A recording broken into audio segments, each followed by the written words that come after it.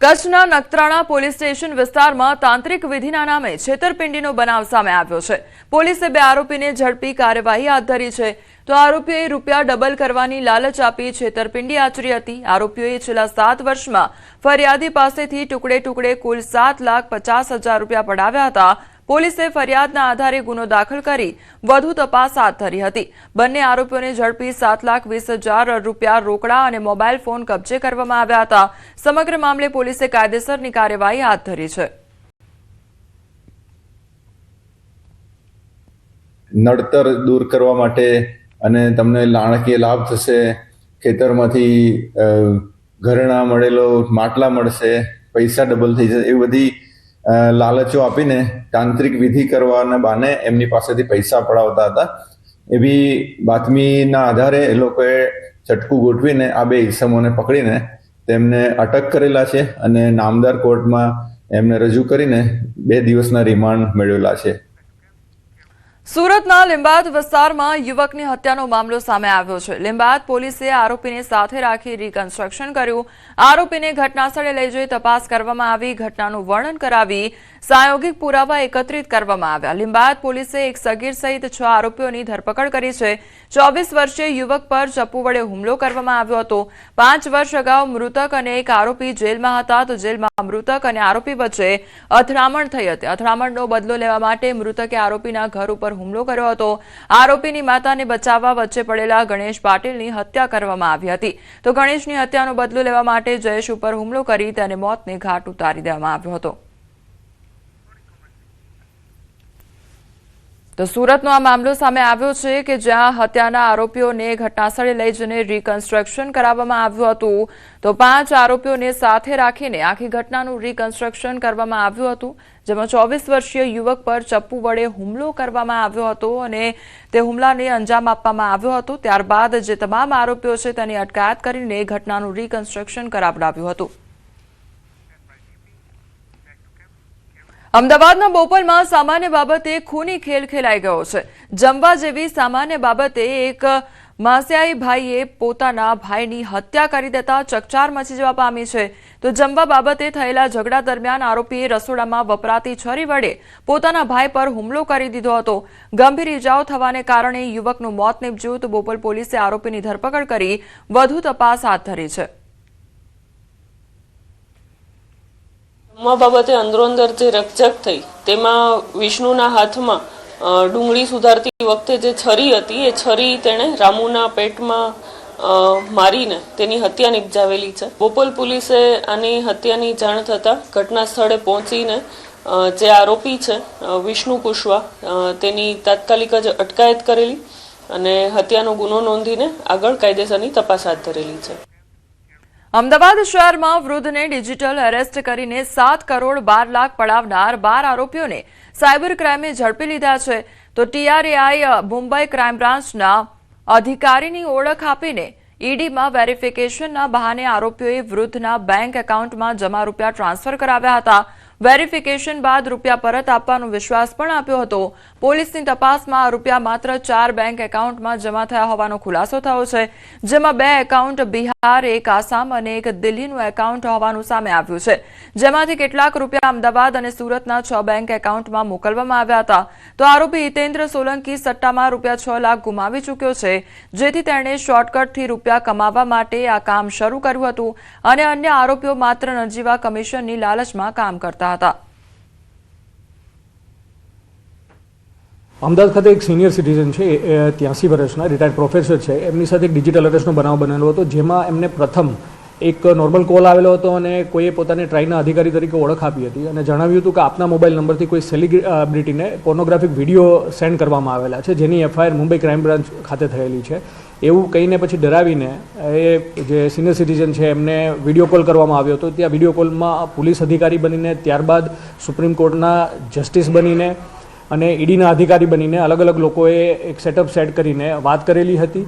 આમાં જે વોટ્સએપ નંબરથી જે કોલ કરવામાં આવે તો એ વોટ્સએપ નંબરની જે અમારી ટીમે ઇન્વેસ્ટિગેટ કરી એ બધા કંબોડિયાથી યુઝ થયેલા છે। એટલે જે સેટઅપ આખું જે ડિજિટલ અરેસ્ટનું ચાલતું હતું એ કંબોડિયાથી ચાલતું હતું।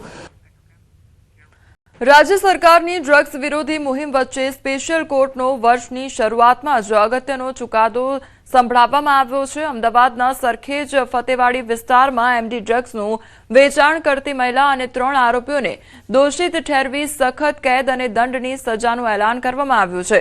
એસઓજી ક્રાઇમે વર્ષ 2023માં 69.670 ગ્રામ એમડી ડ્રગ્સ પકડી મહિલા આરોપી સબાના બાનુ મિર્ઝા અને જાવેદ ખાન ઉર્ફે બાબા બલોચ વસીમ અહેમદ શેખ વિરુદ્ધ નોંધ્યો હતો ગુનો। તો ફતેવાડી વિસ્તારમાં એમડી ડ્રગ્સની છૂટક પડીકી બનાવી વેચાણ કરવામાં આવતું હતું। પુરાવાના આધારે ત્રણેય આરોપીઓ વિરુદ્ધ કેસ પુરવાર થતા ત્રણેય આરોપીઓને એમાં આરોપી નંબર 1 જાવેદ ખાનને 10 વર્ષની સખત કેદની સજા તેમજ 2 લાખ રૂપિયા દંડ, આરોપી નંબર 2 વસીમ અહેમદને 5 વર્ષ સખત કેદની સજા તેમજ 1 લાખ રૂપિયા દંડ તેમજ આરોપી નંબર 3 સબાના બાનુને 5 વર્ષ સખત કેદની સજા અને 1 લાખ રૂપિયા દંડ કરેલ છે। જૂનાગઢના ઓમનગર વિસ્તારમાં બિસ્માર રસ્તાની સમસ્યાને લઈને મહિલાઓએ હોબાળો મચાવ્યો હતો। બિસ્માર રસ્તાથી ત્રસ્ત મહિલાઓ મહાનગરપાલિકા કચેરીએ પહોંચી અને ડેપ્યુટી કમિશનરને ઉગ્ર રજૂઆત કરી હતી। બાદમાં ડેપ્યુટી કમિશનરે 15 દિવસની અંદર રસ્તાના કામ શરૂ કરવાની લેખિત ખાતરી આપતા મામલો થાળે પડ્યો હતો અને જો કે મહિલાઓએ સ્પષ્ટ ચીમકી આપી હતી કે જો નક્કી સમયમર્યાદામાં કામ નહીં થાય તો ઉગ્ર આંદોલન કરવામાં આવશે।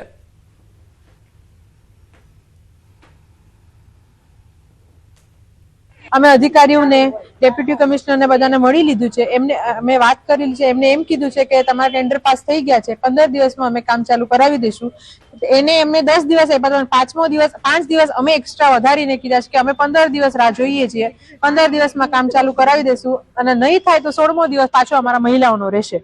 મહાનગરપાલિકા જુનાગઢ ખાતે આજે વોર્ડ નંબર 2 ના ઓમનગર વિસ્તારના બહેનો દ્વારા રોડ રસ્તા રિપેરિંગ અંગેની રજૂઆત કરવામાં આવેલ હતી। હાલમાં જ ટેન્ડરિંગની પ્રક્રિયા પૂર્ણ થઈ છે અને દરેક વોર્ડમાં કામ શરૂ કરવામાં આવેલ છે, તો આ વિસ્તાર પણ તાત્કાલિક ધોરણે છે એમાં કામગીરી શરૂ કરવામાં આવશે। અરવલ્લી મોડાસાની 5 થી વધુ સોસાયટી વિસ્તાર પ્રદૂષણથી પરેશાન જોવા મળી રહ્યો છે। રહેણાંક વિસ્તાર પાસે આવેલા ડામર પ્લાન્ટથી ઊભી થઈ છે મુશ્કેલી, ત્યારે પંચવટી, શિવાલય અને શ્યામ શિવાલિક સહિત સોસાયટીના રહીશોને મુશ્કેલી પડી રહી છે। ડામર પ્લાન્ટમાંથી નીકળતા સતત ધુમાડાથી આરોગ્ય જોખમાવાની શક્યતા સેવાઈ રહી છે, તો ડામર પ્લાન્ટને હટાવવાની માગણી સાથે જિલ્લા કલેક્ટરને આવેદન આપવામાં આવ્યું। આ વિસ્તારમાં 3 ઉપરાંત શાળાઓ પણ આવેલી છે, તો ડામર પ્લાન્ટ હટાવવાની માંગણી ઉગ્ર બની છે। તો અરવલ્લી મોડાસાની આ ઘટના સામે આવી છે કે જેના ડામર પ્લાન્ટ આવેલો છે આસપાસ, તેના કારણે જે આસપાસના વિસ્તારમાં રહેનારા લોકો છે તેમને શ્વાસ લેવામાં પણ તકલીફ પડી રહી છે। બીજી તરફ પોતાનું સ્વાસ્થ્ય જોખમાય તે પ્રકારની પણ આશંકા સેવાઈ રહી છે, જેના કારણે તે લોકો દ્વારા રજૂઆત કરવામાં આવી છે। દિલ્હીમાં જે રીતનું પ્રદૂષણ છે એ રીતનું પ્રદૂષણ અમારે રોજ સવાર સાંજ લેવું પડે છે। સવારે ઉઠી અને બહાર નીકળીએ તો શ્વાસ લેવામાં પણ તકલીફ પડે છે। આ સિવાય એનું જે ચામડીની ઇફેક્ટ, ચામડીના રોગો પણ એના કારણે ખૂબ વધી ગયા છે। અહીંયા અમારો જે ડામર પ્લાન્ટ છે તે રહેણાંક વિસ્તારમાંથી ખસેડી અને અન્ય રહેણાંક વિસ્તાર ના હોય ત્યાં પ્લાન્ટ અહીંથી ખસેડવામાં આવે, જેથી ભવિષ્યમાં અસાધ્ય રોગો જેવા કેન્સર અને ગંભીર બીમારીઓ ભવિષ્યમાં ફાટી ના નીકળે। સુરતના અડાજણ વિસ્તારમાં 75 વર્ષીય એક વૃદ્ધ માટે પોલીસ સાચા અર્થમાં દેવદૂત સાબિત થઈ છે। પોતાની દીકરીના લગ્ન માટે જીવનભરની મૂડી સમાન 10 તોલા સોનાના ઘરેણા રસ્તામાં ક્યાંક પડી જતા વૃદ્ધે પોતાનું સર્વસ્વ લૂંટાઈ ગયાની લાચારી અનુભવી હતી। જો કે અડાજણ પોલીસે આ મામલે ત્વરિત કાર્યવાહી હાથ ધરી અંદાજે 40 જેટલા સીસીટીવી કેમેરા ફૂટેજ તપાસ્યા હતા, જેમાં એક મહિલા આ ઘરેણા લઈ જતી નજરે પડી હતી, જે બાદ પોલીસે ગણતરીના સમયમાં જ મહિલાને શોધી કાઢી તેની પાસે તમામ ઘરેણા પરત મેળવ્યા હતા। ખોવાયેલા દાગીના પોલીસ દ્વારા પરત સોંપાતા વૃદ્ધની ખુશીનો પાર રહ્યો ન હતો અને તેમણે પોલીસની નિષ્ઠાનો આભાર પણ વ્યક્ત કર્યો હતો। તો વૃદ્ધ દ્વારા ઘરેણા જે છે તે રસ્તા પર પડી ગયા હોય તે પ્રકારની આ ઘટના સામે આવી હતી। ત્યારબાદ પોલીસ દ્વારા તપાસ હાથ ધરવામાં આવી હતી અને તમામ જે સીસીટીવી છે તે ચકાસવામાં આવ્યા હતા। ત્યારબાદ એક મહિલા જે છે તે ઘરેણા ત્યાંથી ઉઠાવીને લઈ ગઈ હતી અને પોલીસ દ્વારા કાર્યવાહી કરીને આ જે ઘરેણા છે તે